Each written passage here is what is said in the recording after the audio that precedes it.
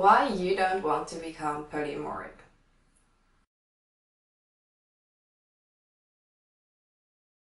Often when I talk with people about this subject, people ask me like, oh, wow, you're polyamoric, what's that? And I start explaining my values, how I deal with stuff in my love life. And I just keep hearing the same reaction. It's basically, oh, that sounds fascinating, but I couldn't imagine myself in such a new relationship.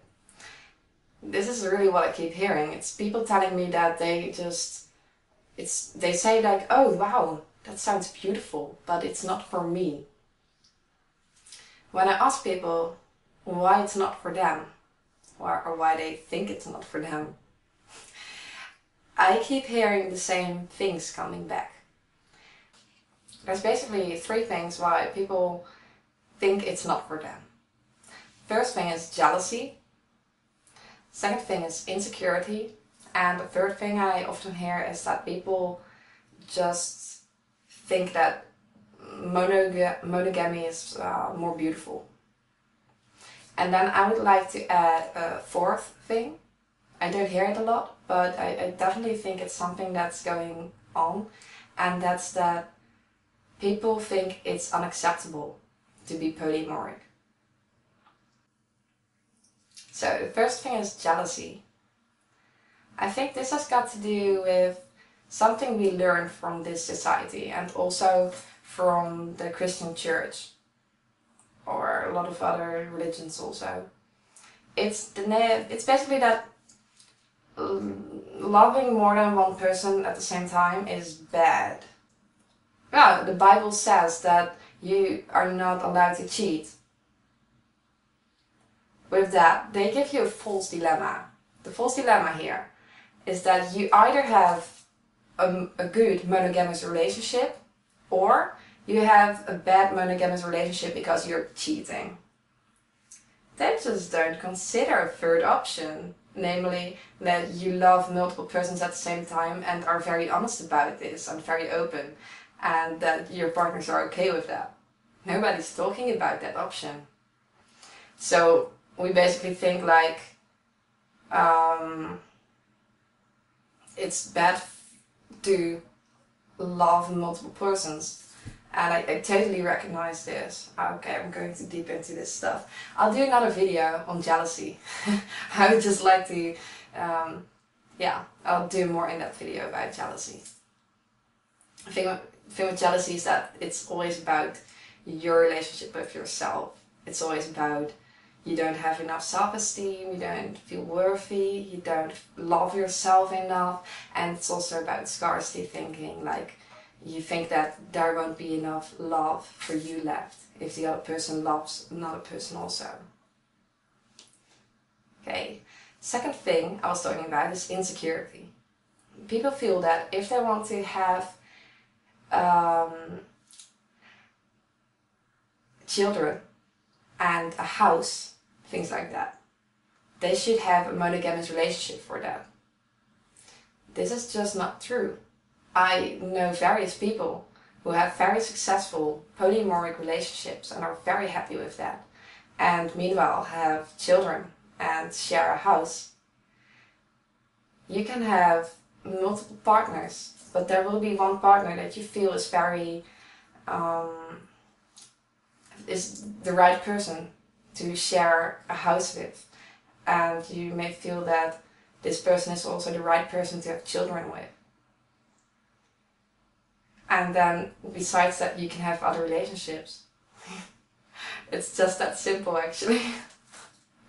Third thing is that people tell me that they find monogamy more beautiful.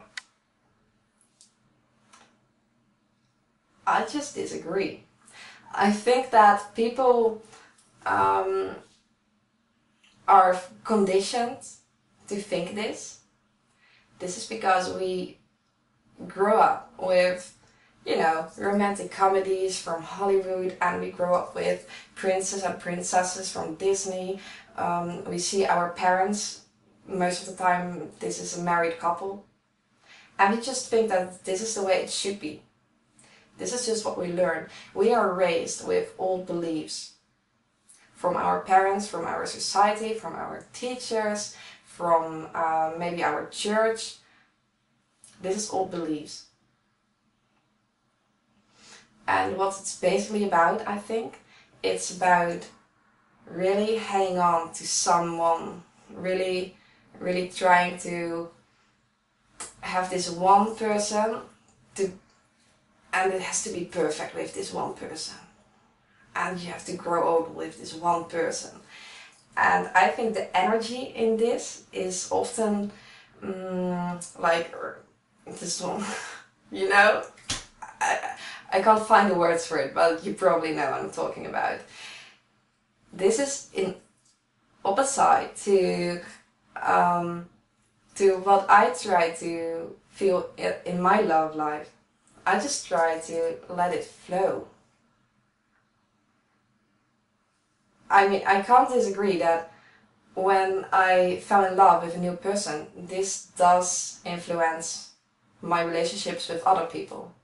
Because when I'm very enthusiastic about this one person, I will be a little bit less enthusiastic about the other persons I was already dating. Now, is this a bad thing? I don't feel like I have to have a perfect relationship with these other people. I don't feel like I have to grow old with them. I just let it flow.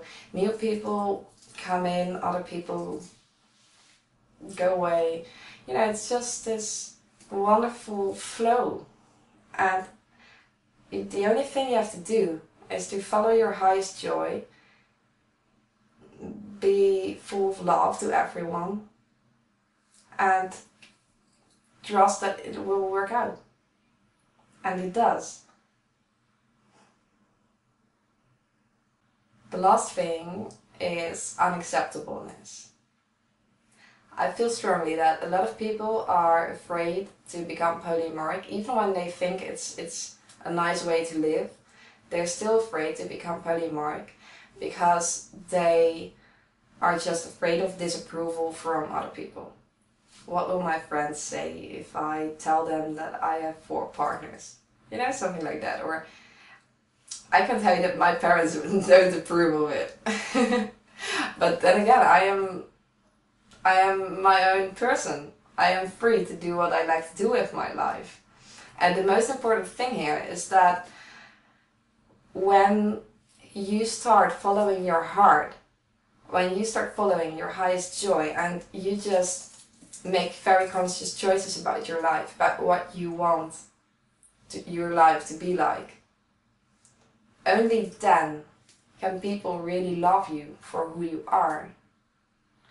If you are not the person you want to be, then people are not even able to love you as the person that you want to be or the person you are, because you just don't act like you're that person.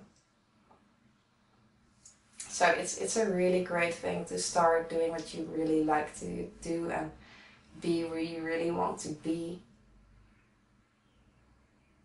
That's the way to connect on a real level.